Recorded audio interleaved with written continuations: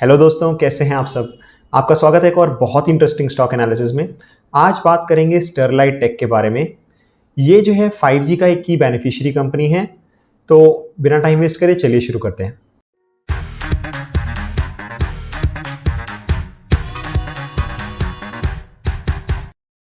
तो at a high level इस पूरी वीडियो को मैंने 5 सेगमेंट्स में स्ट्रक्चर करा है। सबसे पहला जो है की टेलविंड्स इन द इंडस्ट्री, और एट अ हाई लेवल आपको वो इंडस्ट्री समझाने की कोशिश करूंगा। उसके बाद जो है इस कंपनी का थोड़ा सा ब्रीफ ओवरव्यू दूंगा, मैनेजमेंट के बारे में बात करूंगा। उसके बाद कंपनी की बिजनेस सिचुएशन, कंपनी के फंडामेंटल्स, वैल्यूएशन और फाइनली कंक्लूजन। तो जो मेन रीज़न है इस कंपनी को देखने का वो ये रहा कि कंपनी की जो मैं कॉन्फ कॉल सुन रहा था और मैनेजमेंट ने गाइड किया कि वो जो है 2023 के एंड तक, FY 2023 के एंड तक एक्सपेक्ट कर रहे हैं 10,000 करोड़ का रेवेन्यू। और अभी का जो रेवेन्यू है लगभग 5,500 करोड़ के आसपास का है, जो कि ऑलमोस्ट डबल हो जाएगा लगभग जो है आने वाले 2-2.5 साल में। तो ये जो है मुझे काफ़ी एक्साइटिंग न्यूज़ लगी। दूसरा जो रीज़न था वो ये था कि इंडिया की टेलीकॉम सेक्टर में जो प्रॉब्लम्स चल रही थी वो धीरे धीरे रिजॉल्व होती हुई नज़र आ रही हैं। जो आपका काफ़ी ज़्यादा कंसोलिडेशन ऑलरेडी हो चुका है। जो कोर्ट में जो केसेस चल रहे थे AGR के ड्यूज़ को लेकर, वो भी अब ऑलरेडी उनका जजमेंट आ गया है। तीसरा जो मेन रीज़न रहा वो था इस ओवरऑल सेक्टर में, सिर्फ इंडिया में ही नहीं पूरे वर्ल्ड वाइड में काफ़ी अच्छी टेलविंड चल रही है। तो आगे बताऊंगा कि कौन कौन सी टेलीकॉम कंपनीज कितना केपेक्स कर रही हैं, और थोड़ा और इंडस्ट्री का और आइडिया दूंगा। अब बात कर लेता हूँ इस सेक्टर के कुछ की ट्रेंड्स की। तो 5G इज ऑलरेडी हेयर। काफ़ी लोगों को लगता है कि 5G आने में अभी बहुत साल हैं, लेकिन अगर आप ग्लोबली देखें तो ऐसा बिल्कुल भी नहीं है। इंडिया में हाँ अभी कुछ साल हैं, आने वाले 2-3 साल लगेंगे, लेकिन अगर आप ग्लोबली देखें तो US में या फिर चाइना में ऑलरेडी 5G आ चुका है। बड़े बड़े शहरों में ऑलरेडी काफ़ी सब्सक्राइबर्स जो है 5G यूज़ कर रहे हैं वहाँ पर। उसके अलावा आपको एक न्यूज़ दिखाता हूँ, एक रीसेंट न्यूज़ है। वो ये बता रही है कि दिल बी 210 मिलियन सब्सक्राइबर्स इन 2026। ये इंडिया स्पेसिफिक न्यूज़ है। तो इंडिया में कह रहे हैं कि 21 करोड़ सब्सक्राइबर जो है 2026 तक जो है 5G यूज़ करेंगे, यानी कि 4G से 5G पे ट्रांजिशन होगा। और सिमिलरली अगर आप ग्लोबली देखेंगे तो एक सिमिलर ही ट्रेंड है, बल्कि इंडिया से काफ़ी ज़्यादा फास्ट पेस पे 5G का अडॉप्शन चल रहा है। ये कुछ न्यूज़ आर्टिकल्स आपको अपनी स्क्रीन पर दिख रहे होंगे। एरिक्सन जो कि एक 5G की जो है मेन टेलीकॉम की सर्विसेज प्रोवाइडर है, 8.5 बिलियन की जो है डील हुई है वेराइजन के साथ। सिमिलरली जापानीज जो हैं ऑपरेटर्स वो कह रहे हैं हम $14 बिलियन खर्च करेंगे in next few years for 5G roll outs. तो 5G को लेकर US, यूरोप और चाइना, इन 3 मेजर कंट्रीज में, इन 3 इकोनॉमीज में जो केपेक्स होने वाला है वो आपको चार्ट में नजर आ रहा होगा कि लगभग $140 बिलियन का केपेक्स हुआ है इन द ईयर 2020, और जो कि एक्सेलरेट करेगा आने वाले कुछ सालों में। उसके साथ साथ अब होता क्या है, जब आप 5G यूज़ कर देंगे या फिर बेटर इंटरनेट होगा, तो ना सिर्फ आप अपने मोबाइल पर इंटरनेट चलाएंगे बल्कि और डिवाइसेस पर भी जो है जो जिसे हम इंटरनेट ऑफ थिंग्स कहते हैं, वो धीरे धीरे हर कोई बाकी डिवाइसेस पर भी जो है इंटरनेट चलाएगा। जैसे कि चाहे आपकी एलेक्सा हो जाए, चाहे अगर मैं आपकी US की बात करूं तो ऑलरेडी स्मार्ट ओवन हो या फिर स्मार्ट क्लॉक्स हो या फिर हर चीज़ जो भी एग्जिस्टिंग डिवाइसेस हैं वो धीरे धीरे जो है वो स्मार्ट कैटेगरी में आते जा रहे हैं। चाहे स्मार्ट वॉचेस हों वर्ल्ड वाइड, आप देखते हैं इसी तरीके से सब डिवाइसेस में धीरे धीरे इंटरनेट कनेक्टिविटी आ रही है। तो हो क्या रहा है कि अभी अगर हम एक एवरेज देखें पूरे वर्ल्ड वाइड, वो जो है लगभग 3.04 जेटाबाइट्स इतना डेटा कंज्यूम होता है। लेकिन क्योंकि number of devices exponentially increase कर रहे हैं तो वहीं डेटा कंजम्पशन भी एक्सपोनेंशियली इंक्रीज करेगा। तो 2025 तक एस्टिमेटेड है कि लगभग 3-3.25 गुना हो जाएगा। 9.97 zettabyte of data will be used. अब ऑब्वियस सी बात है कि इतना ज़्यादा अगर डेटा यूज़ होगा तो उसके लिए उतना ही ज़्यादा बेटर इंफ्रास्ट्रक्चर भी चाहिए, क्योंकि एग्जिस्टिंग जो इंफ्रास्ट्रक्चर है फाइबर उतना ज़्यादा फाइबराइज्ड नहीं है। स्पेशली अगर मैं इंडिया की बात करूं तो बहुत ही कम फाइबराइज्ड है। फाइबराइज्ड का मतलब है कि जो है ऑप्टिकल फाइबर का यूज़, क्योंकि ऑप्टिकल फाइबर जो है वो बेस्ट मीडियम रहता है बेसिकली डेटा ट्रांसफ़र के लिए, फास्टेस्ट और जो है सबसे ज़्यादा कम लॉस। और जैसे जैसे जो है ये नेटवर्क के लिए हमें फाइबराइजेशन करना होगा, वैसे जो है हमारे इस तरीके के प्लेयर्स जो कि इस पूरी चेन में इन्वॉल्व हैं वो उन्हें डायरेक्टली बेनिफिट होगा। अब ये तो थी कुछ की ट्रेंड्स जो कि इस सेक्टर में हो रहे हैं। अब थोड़ा सा कंपनी स्पेसिफिक और इंडस्ट्री स्पेसिफिक बात बताता हूँ। तो ये जो कंपनी है स्टरलाइट टेक, ये वेदांता ग्रुप की कंपनी है, बहुत ही फेमस ग्रुप है, उनके बारे में मुझे ज़्यादा बताने की ज़रूरत नहीं है। ये जो कंपनी है ये आनंद अग्रवाल जी के द्वारा मैनेज की जाती है, जो कि वेदांता ग्रुप के जो चेयरमैन हैं अनिल अग्रवाल, उनके ब्रदर हैं। उसके साथ साथ ये इंडिया की लार्जेस्ट फाइबर और ऑप्टिकल केबल मैन्युफैक्चरर है। अब फाइबर और ऑप्टिकल केबल का मतलब ये है कि जो एक थिन जो है ग्लास का जो एक थ्रेड होता है वो तो होता है फाइबर। अब उन फाइबर्स को जो ग्रुप करके अगर केबल बनाई जाती है तो वो होती है फाइबर केबल। तो बेसिकली ये फाइबर डायरेक्टली भी मार्केट में बेचते हैं और साथ साथ केबल भी मार्केट में बेचते हैं। अब आपको इनके कुछ की सेगमेंट्स बता देता हूं। तो पहले जो है ये मेनली एक फाइबर ऑप्टिक प्लेयर थे जो कि अब धीरे धीरे अपने आप को ट्रांसफॉर्म कर रहे हैं एक end to end solution provider में।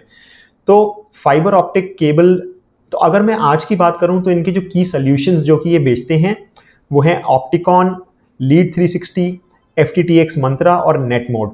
अगर आप इन स्क्रीन पर अगर आप देख रहे होंगे, अगर आप इनका डिस्क्रिप्शन पढ़ेंगे तो आपको काफ़ी कॉम्प्लिकेटेड लगेगा। तो इनके पोर्टफोलियो ऑफरिंग की बात करूं तो optical interconnect services, system integration services, access network products और नेटवर्क सॉफ्टवेयर प्रोडक्ट।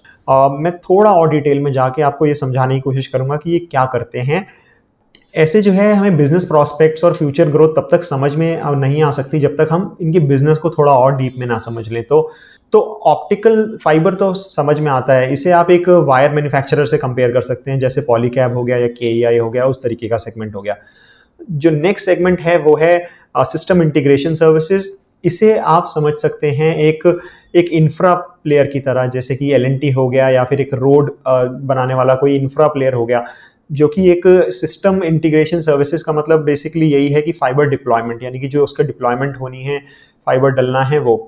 तीसरा जो है एक्सेस नेटवर्क प्रोडक्ट, इसे आप वो समझ सकते हैं जैसे आपने फाइबर के टावर देखे होंगे, तो फाइबर के टावर के ऊपर जो आपने देखा होगा जो कि यूज होता है, जैसा आप पिक्चर में देख सकते हैं, तो उससे रिलेटेड जो प्रोडक्ट्स हैं। अब एक्सेस नेटवर्क प्रोडक्ट के बारे में मैं आगे थोड़ा और डिटेल में बताऊंगा, but at a high level आप इन्हें वो प्रोडक्ट समझ सकते हैं जो कि एक खंबे पर आपको नजर आते हैं, जो कि रेडियो वेव से रिलेटेड रहते हैं, रैन से रिलेटेड रहते हैं और उसकी कंप्यूटेशन से रिलेटेड रहते हैं, उसके बैकहॉल से रिलेटेड रहते हैं।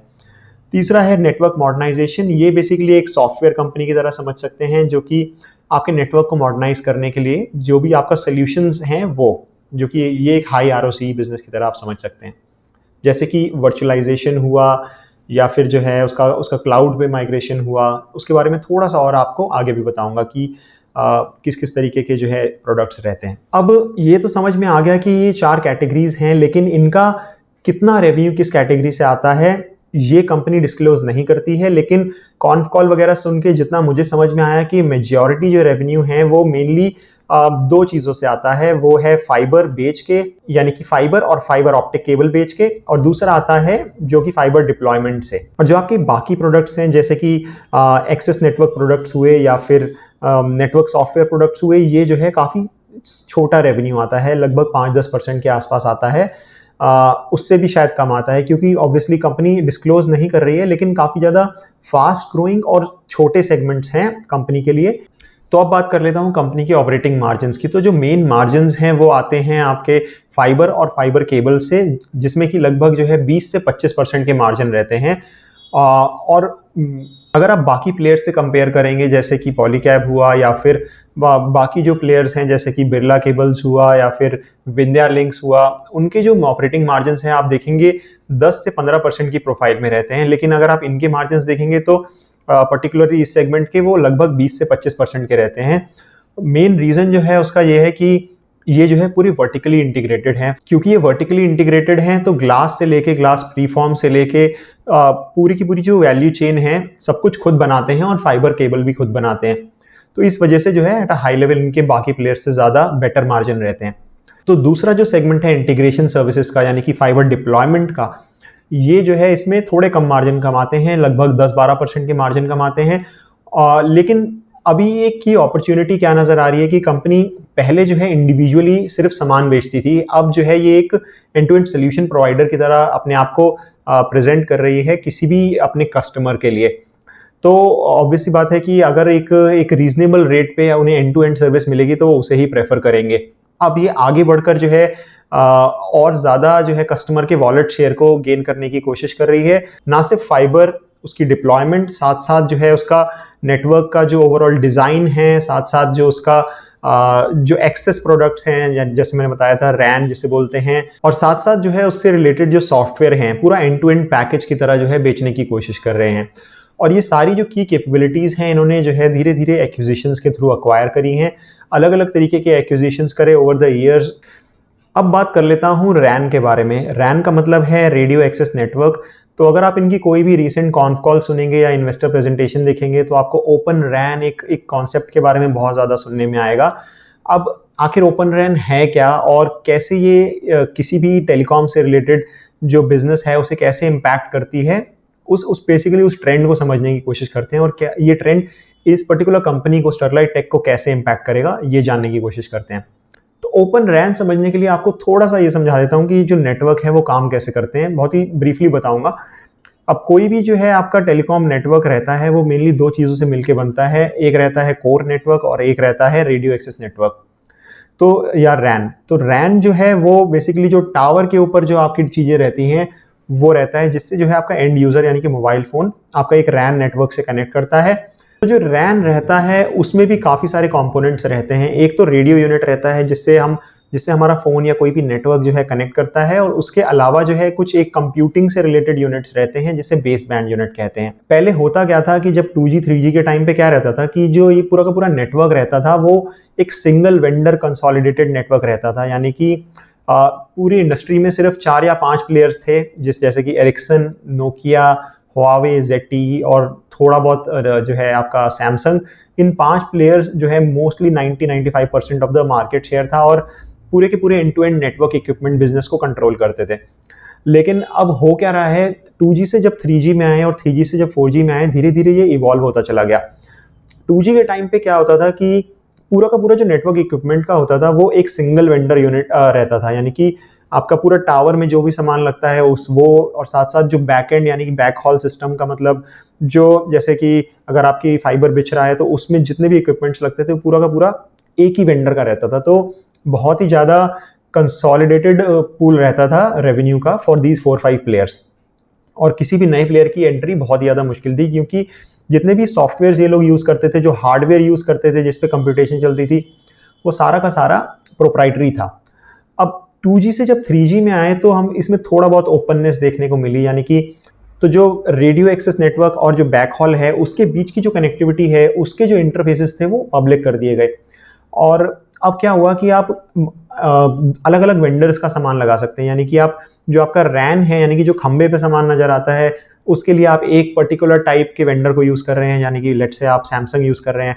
और जो बैक हॉल नेटवर्क है, यानी कि एक शहर से दूसरे शहर के बीच में जो नेटवर्क है, उसके लिए आप किसी दूसरे वेंडर का, यानी कि नोकिया का या एरिक्सन का जो है आप हार्डवेयर यूज कर रहे हैं और उनका प्रोप्राइटरी सॉफ्टवेयर यूज कर रहे हैं।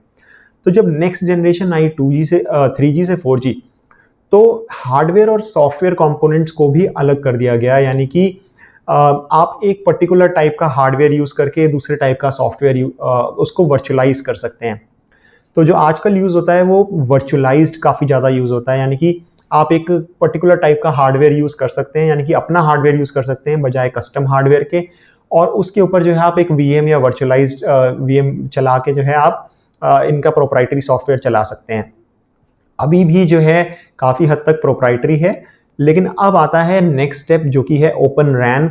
ओपन रैन में क्या हो रहा है कि जो पूरा का पूरा रैन है, रेडियो एक्सेस नेटवर्क है, उसे भी जो है उसके जो सब पार्ट्स थे, यानी कि बेस यानी कि centralised unit, distributed unit, radio unit, ऐसे अलग अलग तरीके के उसके जो पार्ट्स थे, उनके बीच में जो कम्युनिकेशन हो रहा है वो भी एक ओपन APIs के थ्रू हो रहा है बजाय प्रोप्राइटरी उसके। तो अब हो क्या रहा है कि आप मल्टी वेंडर्स, यानी कि एक शॉपिंग बास्केट की तरह समझ सकते हैं कि आपने जो रेडियो यूनिट है वो किसी एक कंपनी का ले लिया, जो डिस्ट्रीब्यूटेड यूनिट है वो किसी दूसरी कंपनी का ले लिया, और जो आपका सेंट्रलाइज यूनिट है वो तीसरी कंपनी का ले लिया। तो आप रैन को अलग अलग वेंडर से बना सकते हैं। और ये जो डायरेक्शन चेंज हो रही है, इसका मेन जो रीजन मुझे समझ में आया पढ़ने पर, बेसिकली काफी ज्यादा कंसोलिडेशन था। तो एक तो इकोनॉमिक्स ऑब्वियसली, क्योंकि जब लिमिटेड कम कंपटीशन की वजह से ये सब चीज़ें जो हैं वो इनको काफ़ी ज़्यादा केपेक्स हैवी पड़ता था, काफ़ी ज़्यादा पैसे खर्च करने पड़ते थे। और दूसरा जो रीज़न मुझे समझ में आया वो है नेशनल सिक्योरिटी। तो अब जितने भी ये बड़े बड़े प्लेयर्स हैं, इनमें से कोई भी प्लेयर US का नहीं है। साथ साथ 2 प्लेयर चाइना के हैं, ZTE और हुआवे। तो ऑब्वियसली जो है US थोड़ा अनकंफर्टेबल था, यूरोपियन कंट्रीज थोड़ी अनकंफर्टेबल थी, और वो चाहती थी कि ज़्यादा से ज़्यादा ओपननेस आए, मल्टी वेंडर सपोर्ट मिले। तो इसलिए जो है ये डायरेक्शनली एक शिफ्ट हो रहा है ओपन एपीआईज की तरफ। अब हो क्या रहा है कि इन सब चीज के बीच में जो कुछ छोटे प्लेयर्स हैं उन्हें भी मौका मिल रहा है इस वैल्यू चेन में आने का, जैसे कि स्टरलाइट टेक है। अब स्टरलाइट टेक जो है डिफरेंट डिफरेंट टाइप के एक्विजिशंस कर रही है ताकि जो है इस तरीके के प्रोडक्ट्स वो भी जो है सेल कर पाए। और साथ साथ क्योंकि अब कोई भी टेलीकॉम प्रोवाइडर अगर मल्टी वेंडर प्रोडक्ट्स लगा रहा है तो उन्हें इंटीग्रेट करना भी इतना आसान नहीं है, तो जो इंटीग्रेशन सर्विसेज ये लोग प्रोवाइड करते हैं उसमें ये समझ लीजिए उसका इंटीग्रेशन भी इन्वॉल्व है। अगर आप इस ट्रेंड के बारे में और ज़्यादा पढ़ना चाहते हैं तो आप डिस्क्रिप्शन में कुछ वीडियोज़ और कुछ लिंक्स वगैरह मिल जाएंगे, आप इसके बारे में और डिटेल में पढ़ सकते हैं। बट डायरेक्शनली ये सब बातें मैं इसलिए बता रहा हूँ क्योंकि स्टरलाइट टेक को पॉजिटिवली इंपैक्ट करती हैं, क्योंकि अब ये एक end to end solution provide कर सकते हैं इस वैल्यू चेन में एंटर करके। बट इंटरेस्टिंग ये होगा कि अभी भी जो टेलीकॉम प्रोवाइडर्स हैं वो डिफरेंट डिफरेंट कंपनीज के साथ इन्वॉल्व होके उन्हें इंटीग्रेट करके अपने सोल्यूशंस जो है यूज करेंगी, या फिर किसी बड़े वेंडर यानी कि नोकिया या फिर एरिक्सन या फिर ZTE या फिर हुआवे इस तरीके के वेंडर्स के साथ पूरे के पूरे कस्टम सोल्यूशन परचेज करेंगी। वो देखना रहेगा कि आगे जाके क्या रहता है। लेकिन अभी की अगर बात करूं तो अभी भी टेलीकॉम प्रोवाइडर्स प्रेफर कर रहे हैं कि वो चाहते हैं कि वो एक वेंडर लॉक इन में ना रहे ताकि एक वेंडर से दूसरे वेंडर में आसानी से शिफ्ट कर सकें, ओपन एपीआईज रहे। लेकिन अभी भी जो है मेजॉरिटी वेंडर्स जो है एक single majority telecom company single vendor के पास ही जा रही हैं। अगर स्टरलाइट टेक की मार्केट पोजीशन की बात करूं तो 45% of the market share India में जो है इन्हीं का है in terms of fibre optic cable. और जो ओवरऑल पूरी की पूरी पाई है वो जैसे मैंने बताया था बहुत तेजी से ग्रो कर रही है, तो काफी सिग्निफिकेंट अपॉर्चुनिटी है इनकी ग्रोथ की। अब थोड़ा सा इंडस्ट्री डायनेमिक्स को समझते हैं। तो इंडस्ट्री में जैसे मैंने बताया मेनली 4 से 5 प्लेयर्स हैं। इकोनॉमिक और नेशनल सिक्योरिटी कंसर्न्स की वजह से ओपन की तरफ जा रहे हैं, वो मैं ऑलरेडी डिस्कस कर चुका हूं। और जो एक की कॉन्सेप्ट आजकल आ रहा है वो है VRAN, CRAN और ORAN का। ORAN यानी कि ओपन रैन, जिसके बारे में मैं डिस्कस कर चुका हूँ। VRAN यानी कि वर्चुअलाइज्ड रैन, जो कि 4G में आया था और धीरे धीरे अब सभी टेलीकॉम प्रोवाइडर्स उसे अडॉप्ट कर रहे हैं। और तो CRAN का मतलब है क्लाउड रैन। तो एट अ हाई लेवल जो है, क्योंकि वर्चुअलाइज्ड रैन आ गई है तो क्लाउड पर जो है कंप्यूटेशन करी जा सकती है। तो जितने भी बड़े बड़े क्लाउड प्रोवाइडर्स हैं यानी कि AWS, माइक्रोसॉफ्ट, गूगल, उनके क्लाउड को यूज करके, उनकी मशीन्स यूज करके उस पर वर्चुअलाइज्ड हार्डवेयर बना के वहां पर कंप्यूटेशन कर सकते हैं।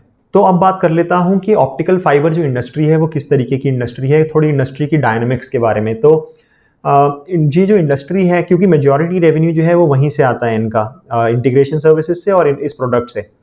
तो ये जो बेसिकली पूरी की पूरी इंडस्ट्री है वो एक सिक्लिकल इंडस्ट्री है। तो क्योंकि बहुत ज़्यादा प्लेयर्स हैं, प्राइसिंग पावर उतनी ज़्यादा नहीं है।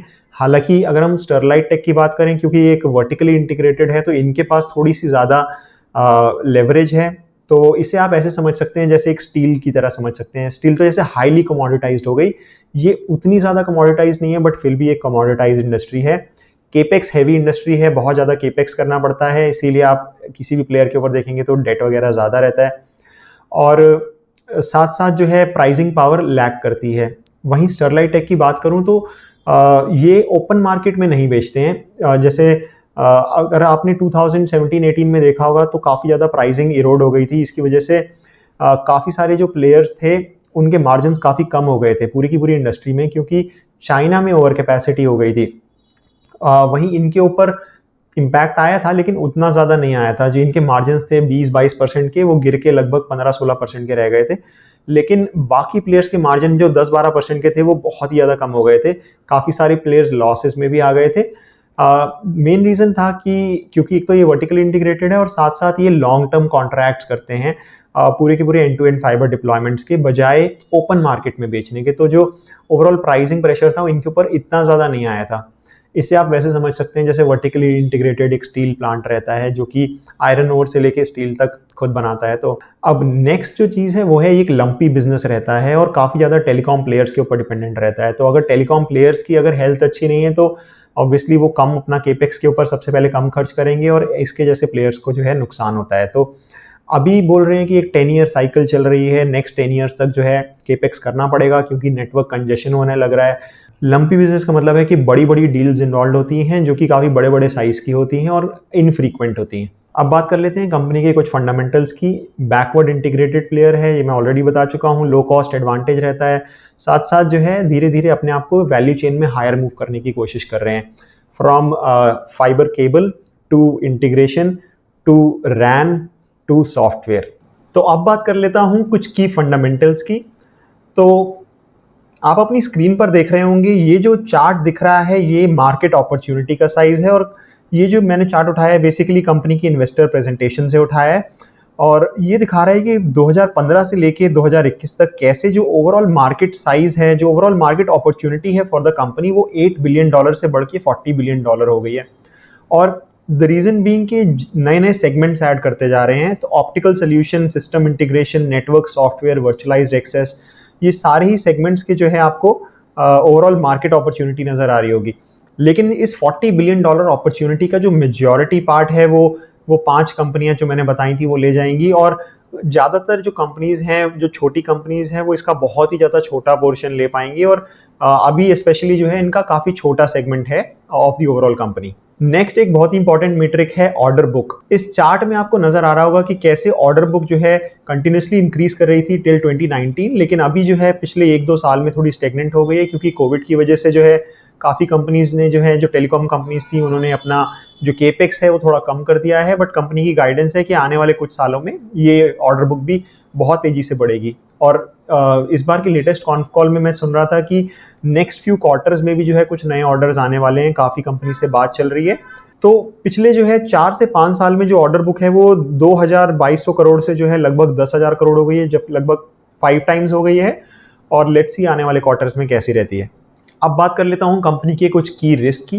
तो जो सबसे इंपॉर्टेंट रिस्क मुझे नजर आता है इस कंपनी में, वो आता है टेलीकॉम ऑपरेटर्स के ऊपर बहुत ज़्यादा डिपेंडेंट है। मेजॉरिटी रेवेन्यू टेलीकॉम ऑपरेटर से आता है, और अगर उनकी हेल्थ पर फर्क पड़ेगा या फिर 5G के केपेक्स पे फर्क पड़ेगा तो ओवरऑल इनके बिजनेस पे भी काफ़ी ज़्यादा फर्क पड़ेगा। दूसरा जो है, क्योंकि केपेक्स हैवी बिजनेस है तो डेट का जो है हमेशा ही रिस्क रहता है, और मुझे लगता है आने वाले कुछ सालों में जैसे जैसे अपने आप को एक एसेट लाइट मॉडल में ट्रांसफॉर्म करेंगे, जैसे नए सेगमेंट्स ग्रो करेंगे, वैसे वैसे जो है इनका जो डेट है वो कम होता हुआ नजर आएगा।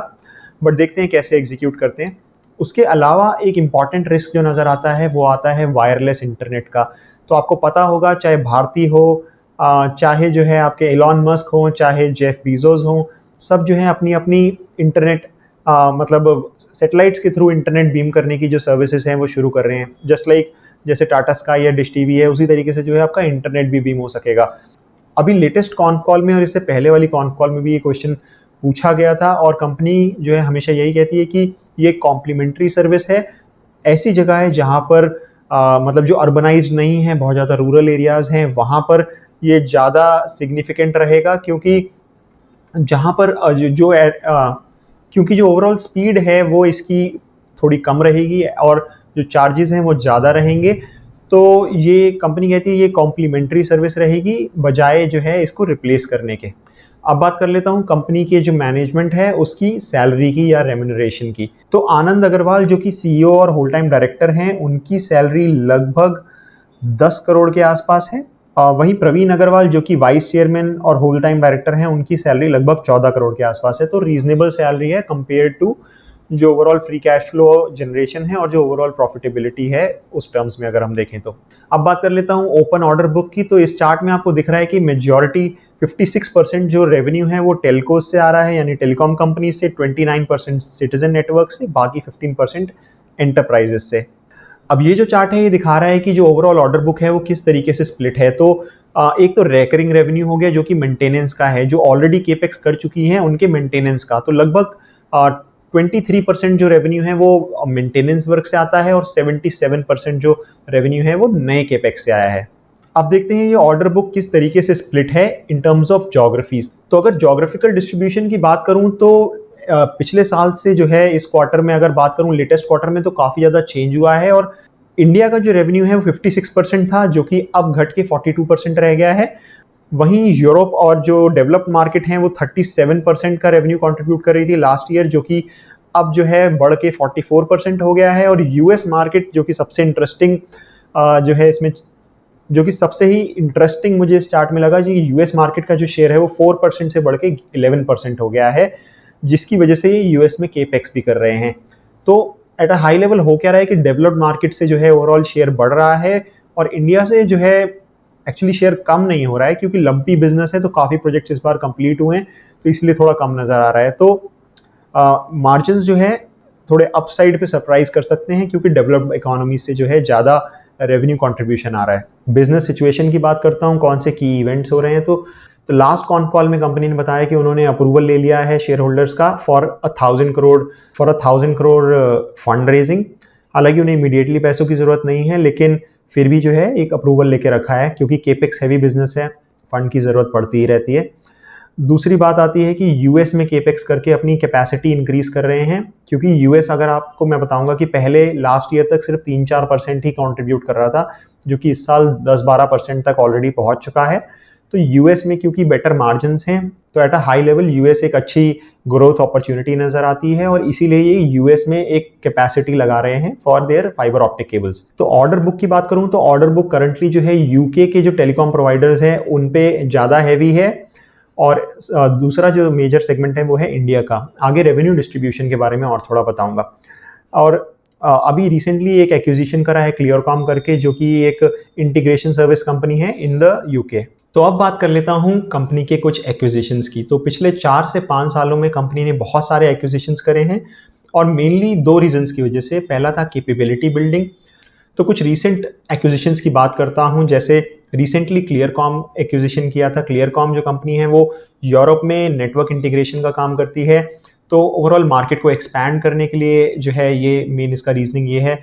उसके अलावा ऑप्टोटेक, जो कि एक इंटरकनेक्ट प्रोडक्ट से रिलेटेड कंपनी है, ये जो है इसके ओवरऑल प्रोडक्ट पोर्टफोलियो को बढ़ाती है। तो कंपनी ने अपनी रिसेंट कॉन कॉल में बताया कि जैसे जो फाइबर और फाइबर केबल जो है उसके साथ काफ़ी अच्छे से जेल करता है, क्योंकि कोई भी नेटवर्क प्रोवाइडर अगर अपना बेसिकली फाइबर इंस्टॉल कराता है तो उसे ये जो है इंटरकनेक्ट प्रोडक्ट्स की ज़रूरत पड़ती है, और लगभग 50-50% यानी कि जितने अमाउंट का जो है फाइबर केबल लगता है उतने ही अमाउंट के इंटरकनेक्ट प्रोडक्ट्स भी लगते हैं। तो काफ़ी मतलब लगभग जो मार्केट अपॉर्चुनिटी है वो लगभग डबल हो जाती है इस एक्विजिशन से। उसके अलावा एक एसॉक्स करके कंपनी है, उसमें इन्होंने जो है 12.5% स्टेक एक्वायर करा है। ये एक नेटवर्क वर्चुअलाइजेशन की कंपनी है जो कि VMware से compete करती है। उसके अलावा IDS, जैसे मैंने बताया, हाइपर स्केल डेटा सेंटर्स से रिलेटेड सेगमेंट में एंटर करने के लिए, उसकी कैपेबिलिटी बिल्ड करने के लिए, और उससे पहले जो है एक मेटलर्जी का करके एक कंपनी है, उसमें इन्होंने एक्विजिशन किया था, उससे जो है इनकी केबल की कैपेसिटी एक्सपैंड करने के लिए इन यूरोप। अब आते हैं मोस्ट इंटरेस्टिंग एस्पेक्ट पे, जो कि है वैल्यूएशन। अब वैल्यूएशन के लिए मैंने 3 केस बनाए हैं। एक है बेस केस या एवरेज केस, एक बेस्ट केस सिनेरियो और एक वर्स्ट केस सिनेरियो। तो जो बेस केस है या जो एवरेज केस है, उसमें मैंने मैनेजमेंट की गाइडेंस को ना यूज करके मतलब अपने हिसाब से एस्टिमेट करने की कोशिश करी है। तो मैनेजमेंट की जो गाइडेंस थी वो थी 10,000 करोड़ का रेवेन्यू बाय 2023 FY ईयर, यानी कि 2022 के एंड तक, यानी कि बहुत ज़्यादा टाइम नहीं बचा है। तो मैंने जो है ये ना मान के मैंने माना है कि 2025 तक एक्चुअली में वो अचीव कर पाएंगे रियलिस्टिकली। तो बेसिकली ग्रोथ रेट माने हैं 20% के for next 2 years and then 15% उसके बाद। ऑपरेटिंग मार्जिन मैंने लगभग जो है 18% के माने हैं, 17.5% के। मैनेजमेंट ने गाइड किया था ऑपरेटिंग मार्जिन बिटवीन 17 to 18, तो इसलिए मैंने 17.5% के माने हैं। एट अ PE ऑफ 27, अभी 30 के PE पे ट्रेड करता है, 27 के PE पे जो मार्केट वैल्यू निकल के आती है इस कंपनी की इन 2026, वो आती है 552 रुपीज पर शेयर। अभी जो है शेयर का प्राइस चल रहा है लगभग 290, तो एट अ हाई लेवल लगभग 14% का कैगर निकल के आता है इन एवरेज केस सिनेरियो। वहीं अगर मैं बेस्ट केस सिनेरियो की बात करता हूं, तो बेस्ट केस में जो मैनेजमेंट की गाइडेंस है, अगर मैं वही गाइडेंस रखता हूं, यानी कि 2023 में रेवेन्यू को डबल करता हूं और 27 का PE रखता हूं, तो 2026 तक मेरा 22% का कैगर निकल के आता है, और वर्स्ट केस सिनेरियो में मेरा निकल कर आता है 8% का कैगर। वर्स्ट केस सिनेरियो में मैंने 2026 में जाके जो है रेवेन्यू को डबल किया है, जैसा कि कंपनी ने गाइड किया था इन 2023। तो एट अ हाई लेवल एक रीजनेबल वैल्यूएशन नज़र आती है अभी कंपनी की, बहुत ज़्यादा रिचली वैल्यूड नहीं नज़र आती है, लेकिन सब डिपेंड करता है कि management actually walk the talk करती है या नहीं। अगर मैनेजमेंट जो गाइड कर रही है वो एक्चुअली में अचीव कर लेती है, तो ये बहुत आराम से एक डबलर या ट्रिपलर हो सकता है over the next 4 to 5 years. यानी कि लगभग 15 से 20% का कैगर रिटर्न आराम से मिल सकता है। लेकिन अगर मैनेजमेंट नहीं अचीव कर पाती है तो भी मुझे लगता है 7 से 8 यानी कि एफडी से बेटर करना चाहिए। अब ये जो वैल्यूएशन है ये थ्योरेटिकल वैल्यूएशंस हैं, बट इसमें जो अजम्पशंस लिए हैं मैंने वो मैनेजमेंट की गाइडेंस के हिसाब से लिए हैं। आप अपनी वैल्यूएशन खुद से कैलकुलेट कर सकते हैं। अब ये शीट जो है मैंने शेयर कर रखी है, अगर आप चाहें कि इन नंबर्स को चेंज करके अपनी वैल्यूएशन निकालना, ये बेसिकली एक डायनेमिक शीट है, तो आप फाइल पर जाकर अगर मेक अ कॉपी करेंगे तो आप अपनी कॉपी बना सकते हैं इस शीट की और अपनी वैल्यूएशन पे अचीव कर सकते हैं। अब फाइनली वीडियो को कंक्लूड करते हैं और बताता हूँ कि मेरी क्या इन्वेस्टमेंट स्ट्रैटेजी रहेगी। तो पहले डिस्क्लोजर, मेरी ऑलरेडी इसमें पोजीशन है, लेकिन आज की पोजीशन नहीं है, मेरी लगभग 2019 की पोजीशन है और मेरी जो एवरेज बाइंग प्राइस है वो लगभग 160 रुपीज़ की है। और तब एक्चुअली उतनी ज़्यादा टेलविंड्स नहीं थी, लेकिन मुझे लगता था कि आने वाले समय में इस सेक्टर में काफ़ी ज़्यादा टेलविंड आ सकती हैं, इसलिए मैंने उस समय पर खरीदा था। वो जो टेलविंड्स हैं वो अब एक्चुअली में नज़र आ रही हैं, उसकी वजह से जो है कंपनी की जो प्रॉफिटेबिलिटी है वो भी इम्प्रूव होने के चांसेस हैं आने वाले कुछ सालों में। वैल्यूएशन की बात करूं तो मुझे अभी एक रीजनेबल वैल्यूएशन नज़र आती है, बहुत ज़्यादा कॉस्टली भी नहीं नज़र आता considering the tailwinds in the sector. But overall जो सेक्टर है वो केपेक्स हैवी सेक्टर है और कंटिन्यूस एक्विजिशंस की वजह से जो है डेट मुझे कम होता हुआ नज़र नहीं आ रहा। तो अगर ऐसे ही ये कंपनी एक्विजिशंस में ही लगी रहेगी तो ऑब्वियसली आने वाले कुछ सालों तक जो है डेट नहीं कम होगा और वो जो है एक थोड़ा मतलब नेगेटिव फैक्टर हो सकता है कंपनी के लिए। मेरी जो पोजीशन है, मैं ऑलरेडी काफ़ी सिग्निफिकेंटली इन्वेस्टेड हूँ इस स्टॉक में और मैं इसे एवरेज अप नहीं कर रहा हूँ, क्योंकि जो है मेरी जो अपर लिमिट है वो ऑलरेडी जो है हिट हो गई है। एक already significant portion of my portfolio हो गया है और मैं उससे बड़ी पोजीशन अपने पोर्टफोलियो में नहीं रखूंगा। इस वजह से जो है मैं इसमें और नया पैसा नहीं डाल रहा हूँ। लेकिन ओवरऑल जो है but I am not even selling, क्योंकि मुझे जो है आने वाले समय में इसमें अच्छी टेलविंड्स नज़र आ रही हैं, तो I am kind of holding. I hope आपको ओवरऑल थीसिस अच्छा लगा होगा और आपको थोड़ा आइडिया लगा होगा कि कंपनी किस तरीके से, इंडस्ट्री कैसे ऑपरेट कर रही है और जो कंपनी है वो उसमें कैसे पोजीशनड है। और इसी तरीके के डिटेल्ड एनालिसिस देखने के लिए आप मेरे चैनल को सब्सक्राइब कर सकते हैं और मुझे ट्विटर पर भी फॉलो कर सकते हैं। तो चलिए मिलते हैं अगले वीडियो में।